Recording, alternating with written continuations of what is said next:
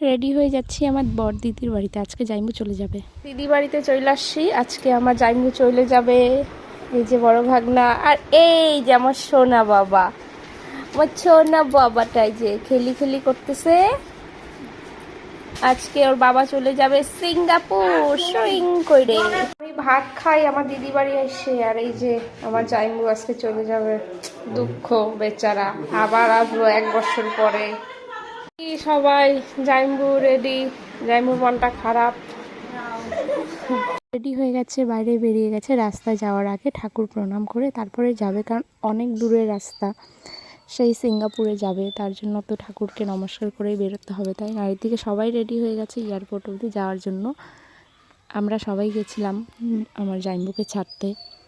আবার আসবে 1 বছর পর, তার জন্য একটু সবারই একটু মনটা তো খারাপ হবেই। এই যে রাস্তায় চলে এসেছি, এখন গাড়িও চলে আসবে।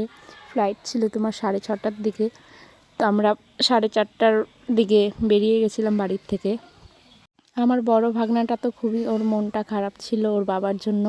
এই তো এয়ারপোর্টের কাছাকাছি দেখো আমরা পৌঁছেই গেছি। যারা বিদেশে থাকে তারাই একমাত্র জানে যে কত কষ্ট ফ্যামিলিকে ছাড়া থাকতে। আর আমার দিদির কতদিন আগেই একটা বাচ্চা হলো, সেই বাচ্চাটাকে রেখে আমার জাইম্বু এত দূরে যাবে, থাকবে, মনটা তো অনেকটাই খারাপ হবেই। দেখো বাচ্চাটাকে সারা রাস্তা কোলে নিয়েছিল। একটুখানি আমার দিদির কাছে ছিল গাড়িতে, কিন্তু বেশিরভাগ টাইম কিন্তু ওর বাবার কাছেই ছিল। তো আমরা এয়ারপোর্টে পৌঁছে গেছি। এক্ষুনি ভিজিটিং টাইম চলে আসবে, তারপরে চলে যাবে। তার আগে আমরা একটু ফটো তুলে নিয়েছিলাম। তারপর একটা দোকানে ঢুকে, মানে এয়ারপোর্টের পাশে যে স্টলগুলো থাকে সেখান থেকে একটা স্যান্ডউইচ কিনেছিলাম। একটা না, মানে সবার জন্যই, সবাই মিলেই খেয়েছি, কিন্তু তখন আর খাইনি, পরে খেয়েছিলাম। এই যে আমার বড় ভাগনা যে এত কান্না করছে ওর বাবাকে জড়িয়ে ধরে, সত্যি ওর কান্না দেখে আমরা সবাই কান্না করে দিয়েছিলাম। এত খারাপ লাগছিল। আর ওর বাবার তো খারাপ লাগবেই, বড় ছেলেটা বড় হয়ে গেছে, ছোট ছেলেটা এখনও ছোট, আর কান্না করছিল। এদিকে আমার দিদিও কিন্তু কান্না করছিল। কান্না তো করবেই, স্বাভাবিক। আবার আসবে অনেক দিন পর, 1-1.5 বছর পর আসবে, তার জন্য মনটা তো খারাপ হবেই।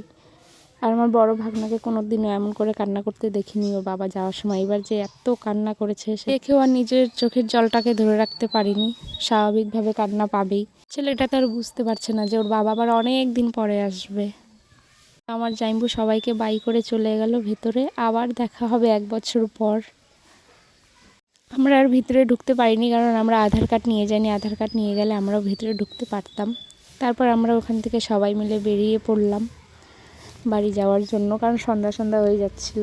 আর আমরা ওখানে থেকেই বা কী করতাম, ভিতরে তো যেতে পারবো না।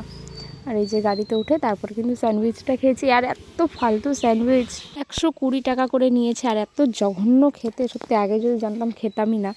তোমরা যদি কেউ বাগডোগরা এয়ারপোর্ট থেকে খেয়ে থাকো তাহলে কোনো দিনও খেও না, এত জঘন্য বানা। কথা বলতে বলতে বাড়িতেও চলে এসেছি। তো চলো আজকের মতন ভিডিওটা এখানেই শেষ করি, দেখা হবে নেক্সট ভিডিওতে।